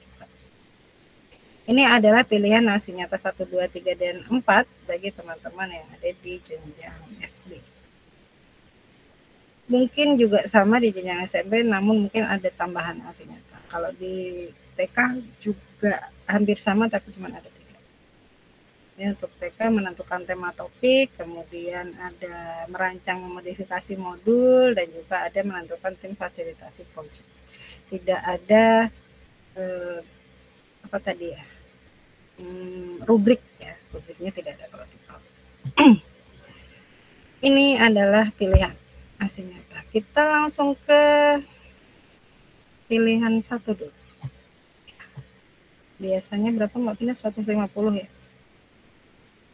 Nah, ini adalah template teman-teman. Template aksi nyata yang akan teman-teman dapatkan juga nanti. Aksi nyata ini yang pertama merancang atau memodifikasi modul project bagi guru. Silakan teman-teman masukkan identitas, nama, NIP, boleh email, instansi. Kemudian kalau teman-teman menginginkan menambahkan keterangan identitas lain, silahkan. Kemudian ini ada gambar orang, ini bisa diganti dengan foto teman-teman. Pakai replace image, kemudian upload foto teman-teman, dan voila, selesai. Kemudian bagian A selalu seperti ini di template kami. Ini template yang sangat sederhana. Kemudian di bagian B merancang memodifikasi modul project. Mungkin poin-poinnya ini nanti akan teman-teman hilangkan. Namun sebelum dihilangkan, teman-teman menjelaskan dulu, menjelaskan atau menceritakan tema P5, kemudian topik dan dimensi profil pelajar Pancasila yang dipilih itu seperti apa ya di dalam modul. Kemudian teman-teman juga masukkan modul ajar P5 yang sudah dibuat atau dirancang atau dimodifikasi. Dimasukkan di sini. Ya, kemudian teman-teman jelaskan atau ceritakan pelaksanaan kegiatan yang sudah direncanakan lengkap dengan dokumentasi kegiatan P5-nya. Nah, untuk umpan balik silahkan tambahkan dokumentasi umpan balik atau refleksi dari murid dapat menggunakan cara sendiri atau metode yang tersedia di perpustakaan belajar. Sekali lagi, teman-teman bisa menggunakan perpustakaan belajar atau cara sendiri. Jika anak didiknya atau muridnya itu masih belum lancar menulis, boleh secara lisan dan dituliskan. Nanti akan ada contohnya. Karena di tempat saya, anak-anak belum bisa menulis. Ini adalah aksi nyata satu untuk guru. Pilihan yang kedua masih untuk guru. Saya perbesar lagi. Merancang atau memodifikasi rubrik asesmen proyek bersama murid. Identitas masih sama, nama, NIP, jika ada yang mau dihapus silahkan, mau diganti NUPTK silahkan. Kemudian email ini adalah sarana komunikasi ya. Mbak Sulis kenapa enggak nomor WhatsApp, silahkan kalau yang ingin memberikan nomor WhatsApp-nya di sini atau nomor HP-nya di sini boleh, namun harus berhati-hati. Kemudian instansi ini adalah pertanggungjawaban bahwa kita memang pendidik yang ada di sebuah instansi. Silakan tambahkan keterangan identitas lain menginginkan, ingin ditampilkan seperti misalnya Mbak In adalah seorang pengajar praktik di pendidikan guru penggerak angkatan 10 Kabupaten Magelang. Kalau mau dituliskan silakan. Kemudian bagian B, merancang memodifikasi rubrik asesmen project bersama murid. Teman-teman silahkan jelaskan atau ceritakan proses identifikasi kebutuhan murid di kelas. Nanti teman-teman kalau mengganti ini tolong dihapus ya, jangan ada soalnya. Ini ada soalnya. Ya, nanti terlihat sekali. Jadi biar ini adalah alat teman-teman. Kemudian yang kedua, silahkan jelaskan, ceritakan pemilihan modul P5 dan pemilihan jenis asesmen yang sesuai dengan hasil identifikasi kebutuhan murid teman-teman. Masukkan pula modul yang dipilih. Jelaskan atau ceritakan pembuatan rubrik. Kemudian juga sertakan rubrik yang sudah dirancang, yang sudah selesai. Kemudian tambahkan dokumentasi gambar. Kalau sudah masuk di mana-mana, silahkan dimasukkan atau mau di bagian akhir boleh. Kemudian untuk umpan balik masih sama teman-teman, tambahkan dokumentasi umpan balik atau refleksi dari murid karena kita bersama murid ya. Ini perlu dapat menggunakan cara sendiri atau metode yang tersedia di perpustakaan belajar. Ini adalah pilihan kedua teman-teman. Kalau teman-teman sudah menyelesaikan ini tinggal diunduh PDF kemudian diunggah di PMR. Next ke yang ketiga. Ini untuk guru dan kepala sekolah, ya bisa berkolaborasi juga. Menentukan tema, topik, dimensi, elemen dan subelemen dalam proyek. Identitas masih sama seperti tadi, kita langsung ke B. Menentukan tema, topik, dimensi dan elemen dan subelemen dalam proyek. Teman-teman silahkan ceritakan, jelaskan, ceritakan proses penentuan temanya seperti apa, penentuan topiknya bagaimana. dimensinya apa saja yang diambil, elemennya apa saja, dan subelemen yang diambil oleh teman-teman untuk proyek itu apa yang dipilih. Pastikan pemilihan ini sesuai dengan kebutuhan konteks satuan pendidikan teman-teman. Kemudian yang berikutnya, sertakan hasil asesmen diagnostik kebutuhan murid dan satuan pendidikan. Ya, sebelum melakukan apapun kita sudah melakukan asesmen diagnostik. Kemudian silakan jelaskan atau ceritakan proses diskusi dan sertakan hasil diskusi penentuan tema, topik, dimensi, elemen, dan subelemen profil pelajar Pancasilanya. Silakan tambahkan dokumentasi gambarnya. Kemudian untuk umpan balik masih sama, tetapi karena ini dilakukan oleh murid dan guru, maka akan ada umpan balik atau refleksi dari guru dan murid. Ya, untuk caranya boleh menggunakan cara sendiri atau yang sudah ada di perpustakaan belajar. Ini adalah pilihan yang ketiga. Kita ngebut banget ya. Terlalu cepat nggak sih Mbak Winda? No. Oh, okay. Masih nyata terakhir teman-teman. Menentukan tim fasilitasi proyek, alokasi waktu dan tahapan kesiapan satuan pendidikan. Ini untuk kepala sekolah. Identitas masih sama, silakan identitas kepala sekolah dimasukkan sendiri, begitu ya. Kemudian di bagian B, menentukan tim fasilitas proyek, alokasi waktu dan tahapan kesiapan satuan pendidikan. Teman-teman kepala sekolah silahkan jelaskan atau ceritakan proses diskusinya seperti apa mengenai pembentukan tim fasilitator proyeknya. Kemudian teman-teman ceritakan juga proses identifikasi kebutuhan satuan pendidikan untuk menentukan alokasi waktunya seperti apa, untuk tahapan kesiapannya juga seperti apa. Silakan dijelaskan. Dan sertakan hasil diskusi, penentuan timnya, kemudian alokasi waktu dan tahapan kesiapannya. Hasilnya teman-teman masukkan di sini, di dalam dokumen ya. Dan tambahkan dokumentasi gambarnya waktu terjadi proses diskusi dan sebagainya. Silakan tambahkan dokumentasi gambar. Kemudian umpan balik, karena ini kepala sekolah bersama guru, maka hanya akan ada umpan balik atau refleksi dari guru. Dapat menggunakan cara sendiri atau metode yang tersedia di perpustakaan. Keempat template nyata sudah kita bahas. Sekarang kita akan bahas gaya banget ya. Ini adalah contoh aksi nyata proyek penguatan profil pelajar Pancasila yang PAUD ya, karena saya guru PAUD. Saya memilih yang pertama, merancang memodifikasi modul proyek. Ini identitas, nama saya, kemudian ada email yang saya gunakan yang berjadi, kemudian juga ada instansi. Saya ceritakan merancang memodifikasi modul proyeknya seperti apa. Ini saya ceritakan, teman-teman nanti akan bisa mengakses ini ya di dalam materi. Begitu. Kemudian ini setelah sudah cerita, begitu. Ini adalah modul saya. Modulnya enak kalau di full screen ya.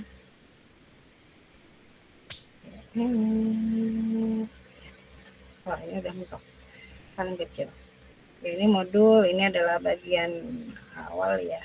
Tadi ada nama perancang modulnya, kemudian sekolah, ada jenjang tadi seperti sudah dijelaskan Mbak Iin dan diperjelas oleh Mbak Finda, ada jenjangnya, kemudian ada fasenya. Kemudian alokasi waktunya berapa lama teman-teman, kemudian ada jumlah peserta didik di kami, kemudian ada model pembelajarannya tatap muka, ada tanggal pelaksanaannya, ada topiknya, kemudian ada tahun pelajaran. Ini adalah deskripsi modul, kemudian ada profil pelajar Pancasila yang diambil. Nah, ini adalah dimensinya yang kami ambil, ada 2, kemudian ada kata konsep. Kemudian ada sarana dan prasarana, ada target peserta didik, ada kompetensi awal, ada kata kunci, dan ada capaian akhir fase PAUD. Ini adalah tadi yang dibahas oleh Mbak In tadi, ada capaian akhir fasenya apa yang diambil, karena tidak hanya ini, tapi yang akan dimunculkan apa. Begitu. Kemudian ada pemahaman bermakna, ada pertanyaan pemantik, ada tahapan proyek. Ini saya menggunakan 4 tahapan proyek ya. ada kenali, selidik, lakukan, dan genapi. Kemudian ada kegiatan pembelajarannya. Jadi kami ada menu mingguan di sini adalah pembelajaran keagamaan. Kalau dari kami ada namanya Al-Islam ya, karena kami berbasis agama, lembaga berbasis agama Islam. Kemudian perharinya ini ada kegiatannya, kegiatan awal, kegiatan inti, dan kegiatan sampai ini ada libur, kena libur juga gitu. Sampai akhir. Kemudian ada asesmen yang kami gunakan, ada anekdot, kemudian checklist, hasil karya, dan foto berseri. Kami berikan asesmen digunakan, kami sajikan pada lembar terpisah, tidak dalam modul yang sama.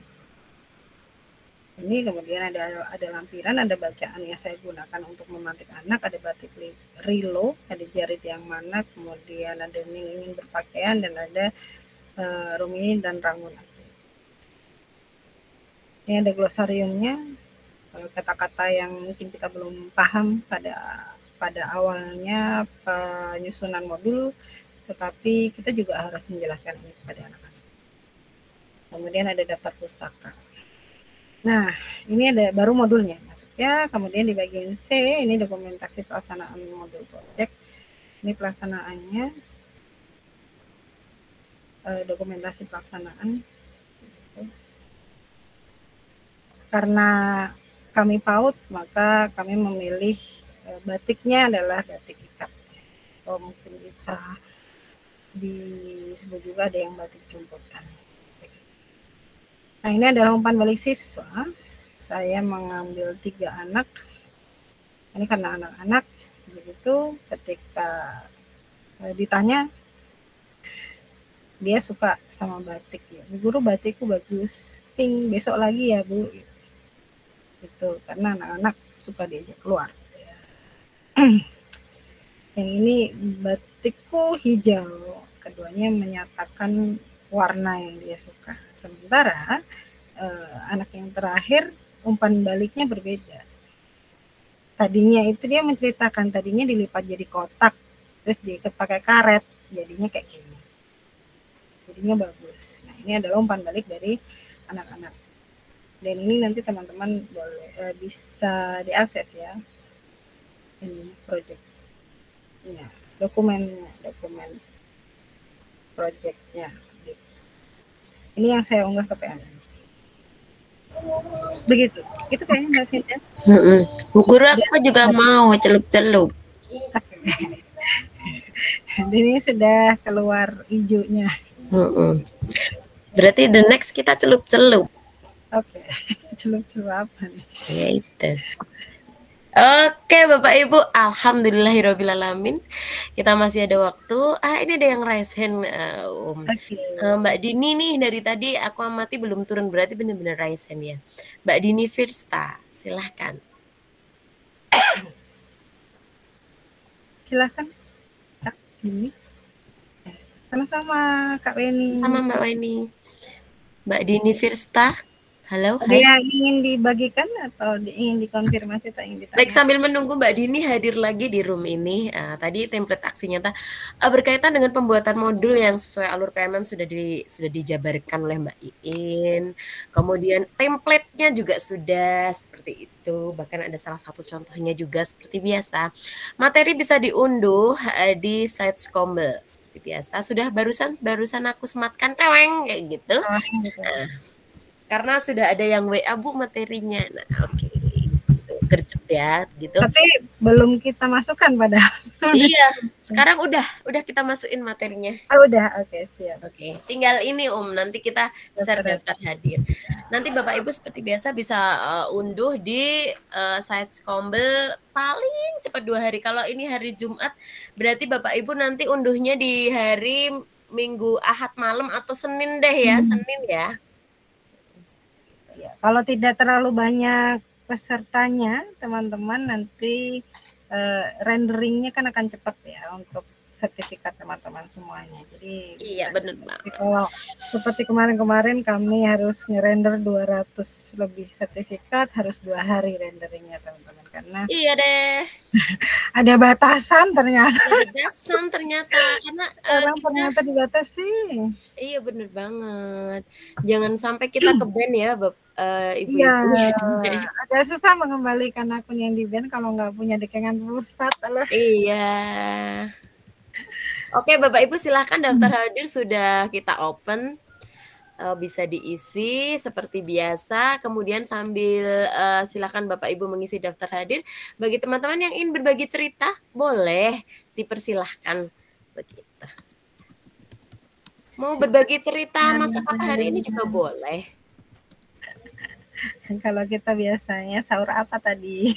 Oke, kalau lo Kak Karya ya, sahur apa pagi ini, Bapak Ibu kesini naik apa? Nah kayak gitu.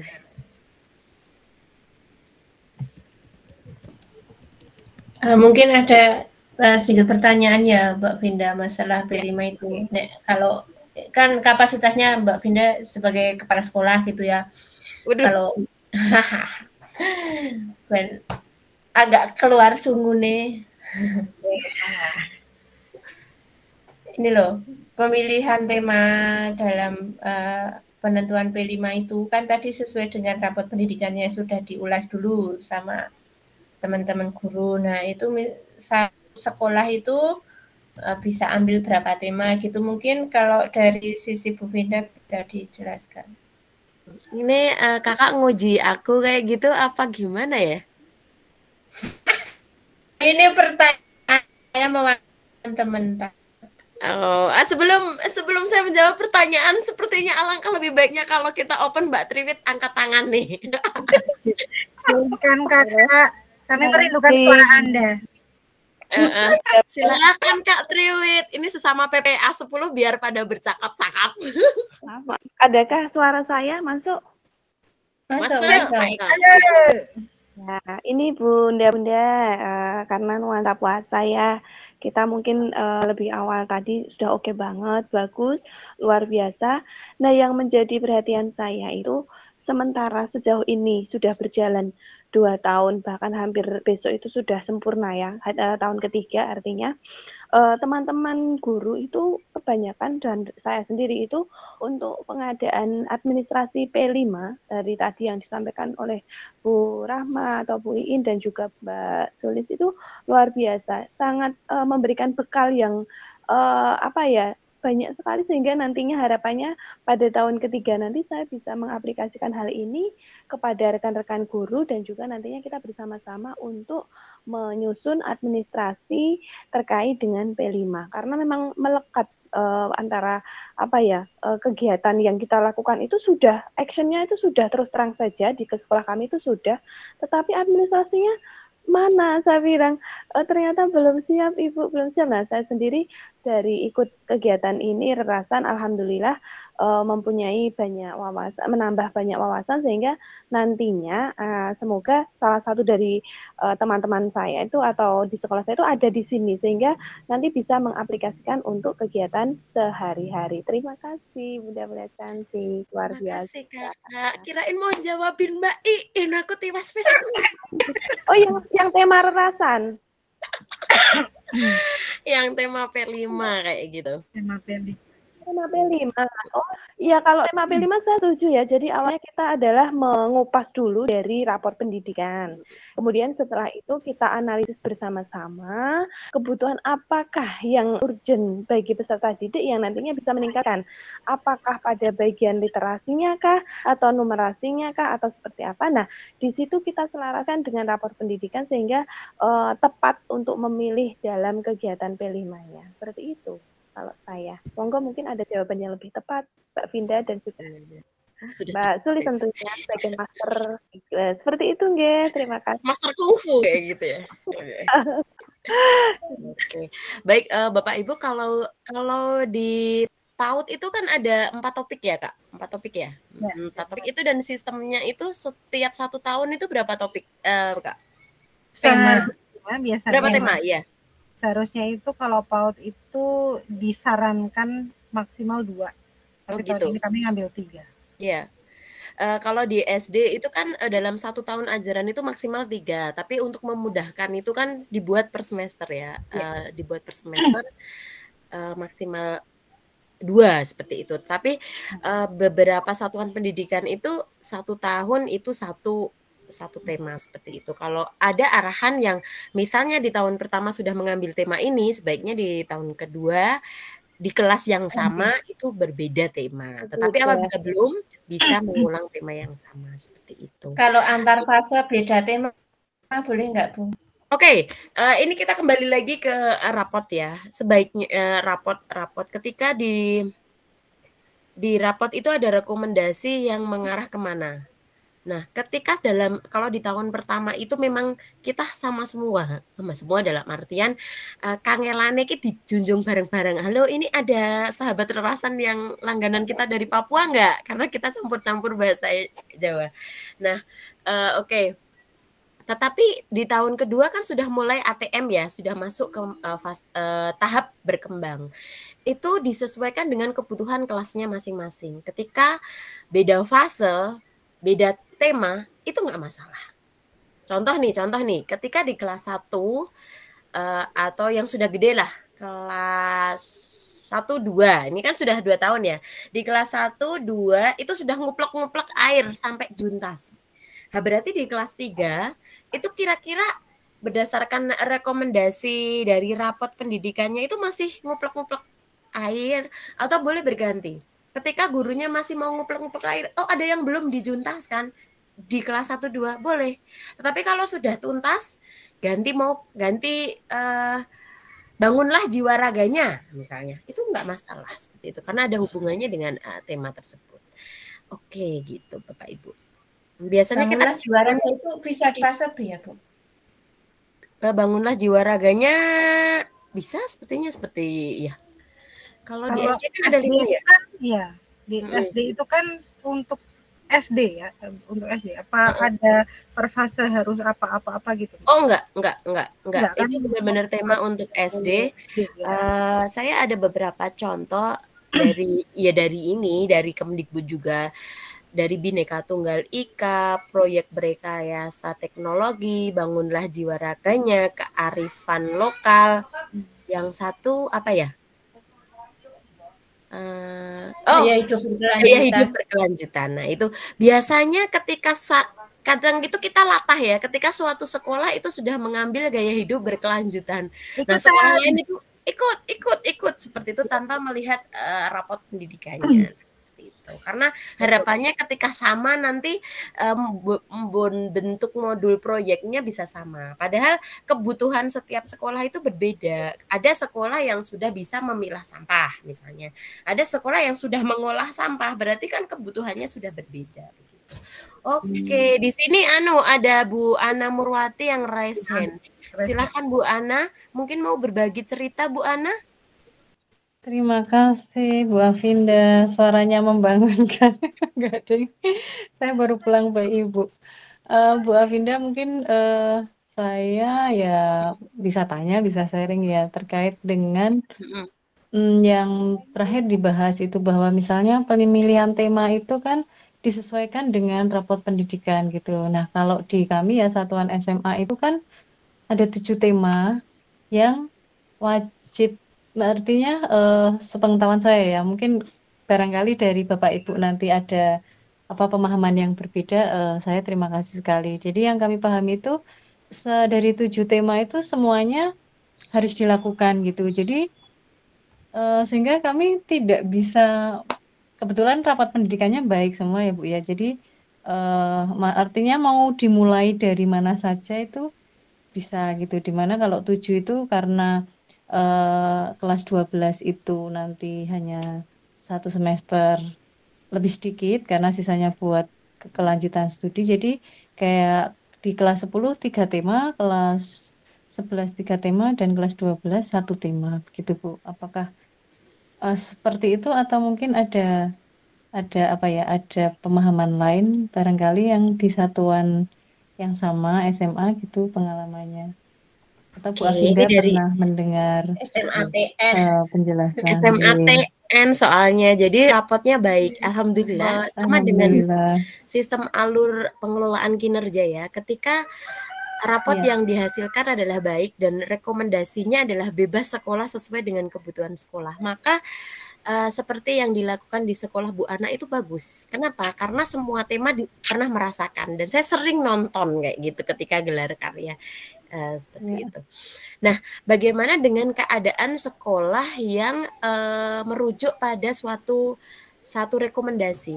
Sebenarnya ini tergantung tim fasilitator proyek juga, teman-teman. Jadi, ketika tim fasilitator proyek itu bisa memodifikasi suatu tema proyek. Contoh ya, Bu, kita kan untuk gaya hidup berkelanjutan yang berkaitan dengan sampah sudah. Bagaimana kalau di kelas 4 misalnya gaya hidupnya sama-sama gaya hidup berkelanjutan, tetapi mengambil topiknya sudah bukan sampah lagi, misalnya seperti itu nggak masalah. Nah, kalau di SD itu ada 5 tema itu ada 6 tahun ya, biasanya di kelas 6 itu fokusnya hanya di semester 1, berarti ada sebanyak 11 semester. Nah, karena 11 semester itu kita bisa praktekkan semuanya ketika rapot pendidikannya juga baik sama seperti tempatnya Bu Ana tadi ya, begitu. Tetapi ketika rapot pendidikannya itu mengarah atau merekomendasikan ke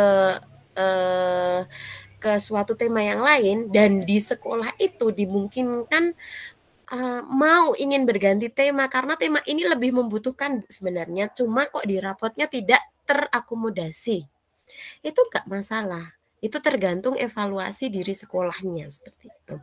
Yang penting antar tim fasilitator project itu bekerja sama, berkolaborasi karena bisa jadi beda fase, beda tema. Bisa jadi seperti itu. Bisa jadi beda fase sama tema. Nah, begitu. Nanti tergantung ketika EDS atau evaluasi diri sekolah dengan PBD itu menghasilkan keputusan yang bagaimana. Kemudian tim fasilitator proyeknya ingin kemana tujuan gongnya itu loh. Oh, anak-anakku dimensi ini lewat tema apa? Nah, begitu. Mungkin begitu teman-teman. Ada yang mau menambahkan? Banyak sekali pasti di forum ini banyak teman-teman yang berpengalaman baik dari PAUD sampai dengan tingkat SMK. Begitu. Ini kok bisa begini? Bu Ana mungkin mau menambahkan atau cukup puas dengan jawaban? Sudah puas Bu. Berarti yang bisa saya tangkap ya mungkin kalau di kami SMA itu intinya 7 tema tadi, misalnya ada mungkin sekolah SMA yang ada rapot pendidikannya ada yang merah misalnya, rapot sekolahnya ada yang merah, berarti mengutamakan gitu ya, mengutamakan yang di awal itu mengutamakan proyek yang sesuai dengan kebutuhannya, begitu ya Bu Afinda ya? Iya, mengutamakan tema dengan dimensi yang dan direkomendasikan dari rapot. Kan kalau di rapot itu kan yang muncul dimensinya bukan temanya. Iya. Oke, siap. Terima kasih atas sharingnya Bu Afinda dan teman-teman. Sama Bu Ana, ditunggu partisipasinya jadi narasumber. Aduh, tak belajar dulu. Di Rerasan ini belajar loh Bu Ana kita. Iya, ini saya tak menyimak terus ya. Nanti kan udah bisa menyimak biar saya bisa membaca. Gitu. Kalau bisa menyimak bisa mengkaji. Baik. Terima kasih Bu Ana masukan juga. Memang benar idealnya adalah kalau di PAUD ada 4 tema. Di SD ada 5 tema, di SMP ada 6 tema, di SMA, SMK ada 7 tema.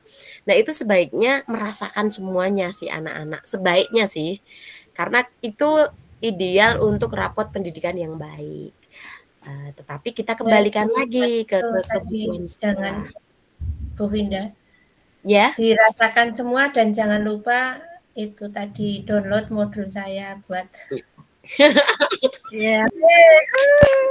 Jangan lupa juga teman-teman fokusnya adalah dimensi. Ya, fokusnya adalah dimensi teman-teman. Jadi tidak masalah temanya berganti, tapi dimensi apa yang mau dikuatkan ke karakternya anak-anak seperti itu. Ya, sebisa mungkin seluruh dimensi yang ada yang teman-teman dapatkan di setiap fasenya itu dapat dituntaskan. Betul sekali. Betul sekali. Jadi ketika memilih dimensi, semuanya juga harus tuntas sampai dengan asesmen. Oke, kayak gitu. Oke, ada lagi teman-teman, kita masih ada waktu 6 menit atau kita foto bersama dulu? Foto bersama. Mau ikutan. Iya, biasa dia mah begitu.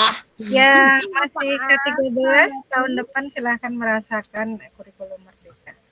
Tahun depan itu masih lama nggak? Tahun ajaran depan sayangku.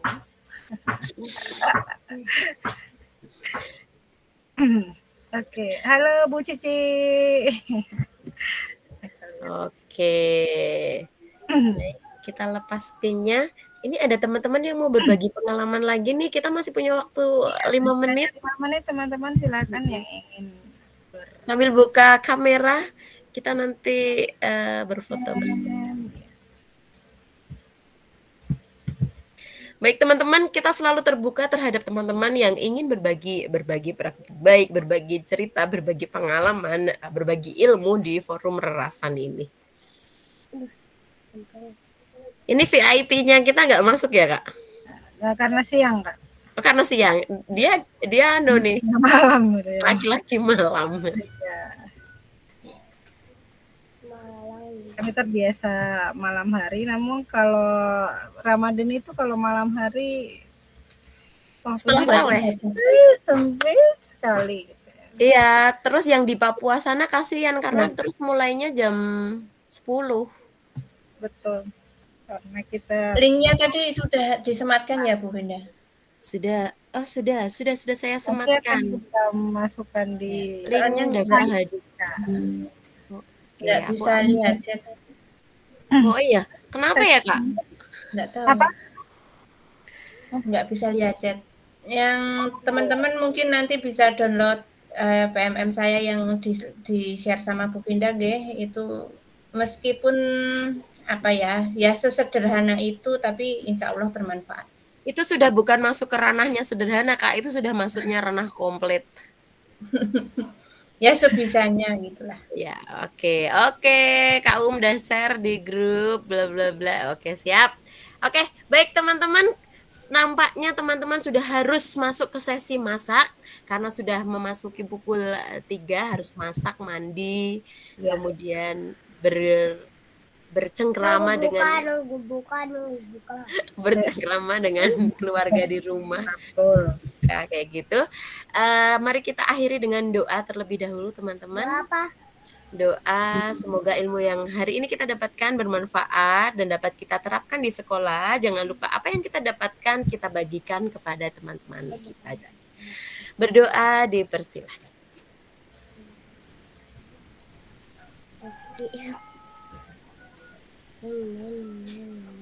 Baik, terima kasih teman-teman. Sampai jumpa di Rerasan 20. Insya Allah Rabu. Tapi ya nanti kita lihat narasumbernya. Oke, kalau enggak kita di berkah seperti ini juga enggak masalah ya. Silakan daftar hadirnya teman-teman diisi. Aku mau ikut. Diisi hari ini ya. Agar lebih cepat lebih baik untuk renderingnya. Oke, sampai jumpa teman-teman. Selamat ngabuburit. Assalamualaikum warahmatullahi wabarakatuh. Minta maaf jika saya baru masuk udah bubar ya.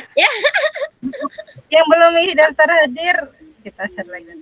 Oke, nanti bisa lihat unggahan rekaman di YouTube ya gitu. Oke, siap Bun. Terima kasih. Oke.